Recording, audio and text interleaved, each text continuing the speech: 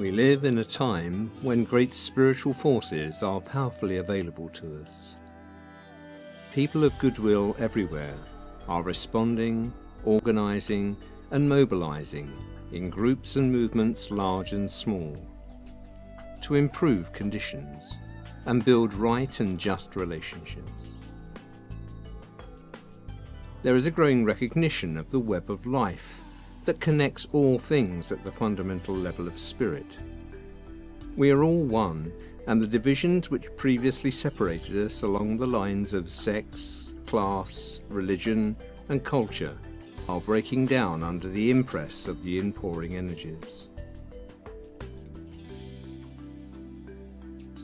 Humanity is the connecting link, receptive to that which lies above, sometimes known as the kingdom of God, and the distributor of that energy to the lower kingdoms of the animals, plants, and mineral worlds. At no other time of the year is humanity's role in this linking, distributing capacity more important than at the full moon of May, known as Wesak. Wesak is an annual day of meditation and prayer, a time for spiritual people of all faiths and traditions to link together in mind and heart, and through the imagination to participate in an event of supreme spiritual contact. Wesak takes place when the sun is in the sign of Taurus, the sign of illumination and vision, a sign closely connected with the Buddha. Every year down the ages, Buddhists have celebrated Wesak during the May full moon.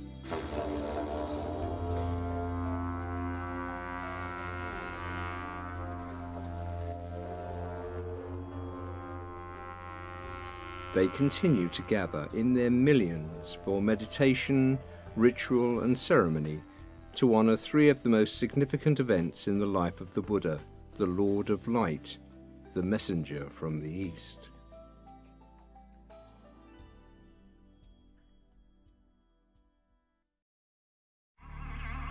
Siddhartha Gautama, the future Buddha, was born during the May full moon, over 500 years before the birth of Christ.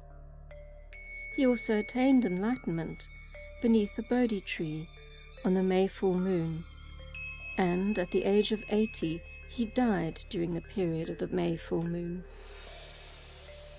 It is these events that are honoured by the Buddhist community. But Wesak is also increasingly coming to be known as the festival of the living Buddha, who returns each year to humanity at great sacrifice, bringing a blessing and radiating energies of enlightenment. Joining with the Christ and the saints of all traditions, the Buddha makes a great approach to humanity. Through prayer and meditation, people of goodwill can use the power of the creative imagination to take part in this event and to aid in the distribution of the Buddha's blessing.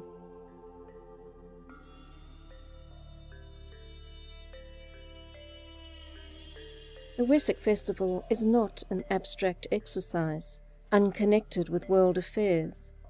In fact, the energies released by the Buddha at Wesak aid the shift in consciousness that is occurring, helping to stabilize us in spiritual being, disrupting old and limiting thought forms, and building in new and expansive ones. The more people who participate in this event with focus and concentration, the greater will be the release of the lighted energies of the Buddha.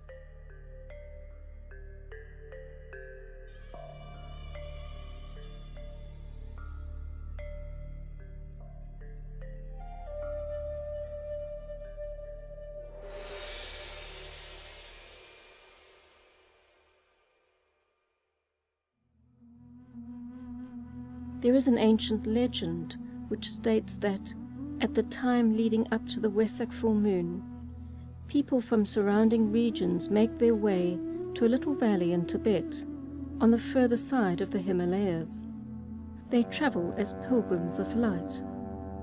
These pilgrims are said to be joined by a group of those great beings who are the custodians on earth of God's plan for our planet and for humanity. The Christ, the avatars of all the ages, the saints and rishis, acknowledged by all faiths. These lords of compassion range themselves in the northeastern end of the valley. As the time of the full moon approaches, a stillness settles down upon the crowd. The group masters and their disciples take up symbolic positions on the floor of the valley and undertake ceremonial movements, done to the sound of chanted words and esoteric mantrams. The moments prior to the full moon are pervaded by a great silence, brimming with vitality and significance. The expectancy in the crowd becomes great and the tension is real. A potent vibration is felt by the entire body of people. It has the effect of awakening the souls of those present, fusing and blending the group into one united whole, and lifting all into a great act of spiritual demand and readiness. The world's aspiration for light is focused in this group of people gathered in the valley in Tibet.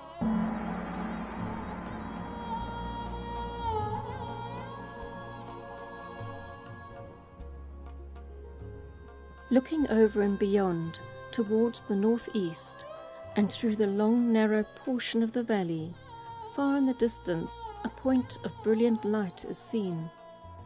Gradually the point of light becomes a blazing sun, approaching ever nearer, and the figure of the Buddha is seen seated cross-legged at its center.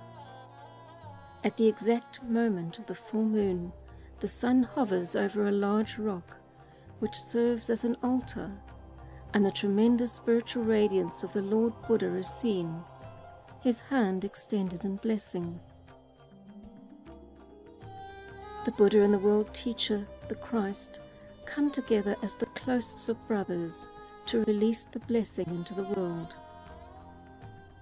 The world teacher turns to face all present as he intones a great invocative mantram used only once a year.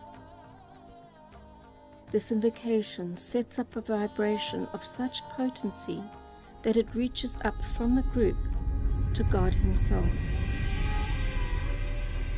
It marks the supreme moment of spiritual effort throughout the entire year, and the spiritual vitalization of humanity lasts throughout the succeeding months.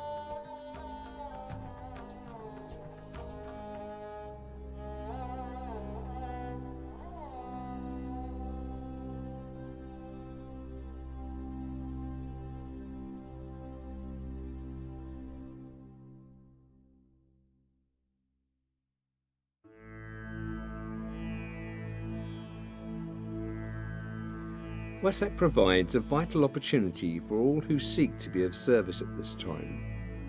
The most important way to make use of this opportunity is to prepare our consciousness. Following whatever practices that are central to our spiritual life, we can make a special effort at this time to be clear in our thinking and sensitive to the higher possibilities for humanity.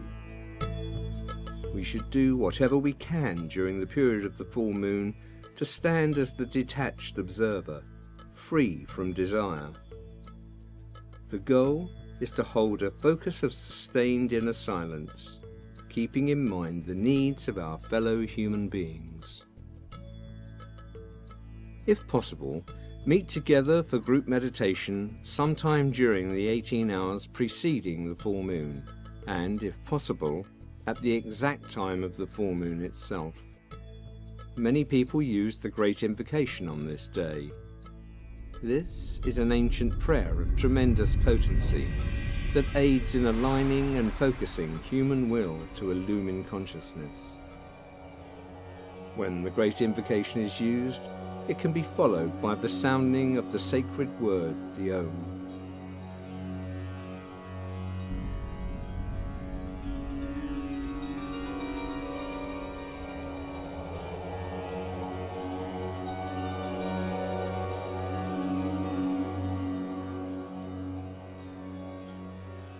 during the 2 days prior to the full moon, on the day of the full moon itself, and on the 2 succeeding days at sunrise, 12 noon, 5 p.m, at sunset, as well as at the exact time of the full moon. When the invocation is used simultaneously by hundreds of thousands of people throughout the world, saying the words aloud when possible, a volume and quality of sound of real potency is created. The opportunity before us now is to channel the powerful forces available at this time in the service of the whole. As we work together with others, we can call forth the response from the Buddha and all the great lives who brood over our planet, releasing a flood of spiritual power that will lead to definite changes in human consciousness and in conditions in our needy world. The Tibetan, whose teachings are available in books by Alice Bailey, has said that no cost is too great to receive the spiritual enlightenment that is possible at the time of Wesak. Through our participation, we can help shift the balance of forces in our planet towards the light. Please join with other like-minded people around the world in this planetary service.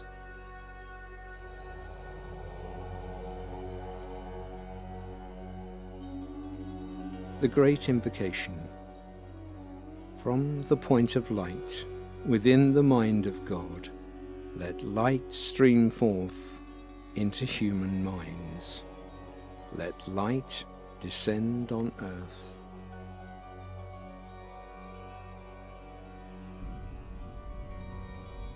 From the point of love, within the heart of God, let love stream forth into human hearts. May the coming one return to earth.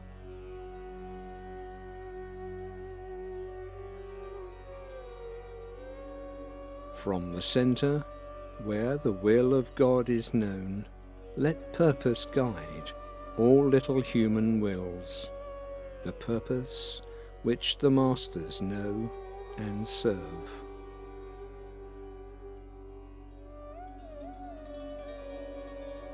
From the center, which we call the human race, let the plan of love and light work out, and may it seal the door where evil dwells.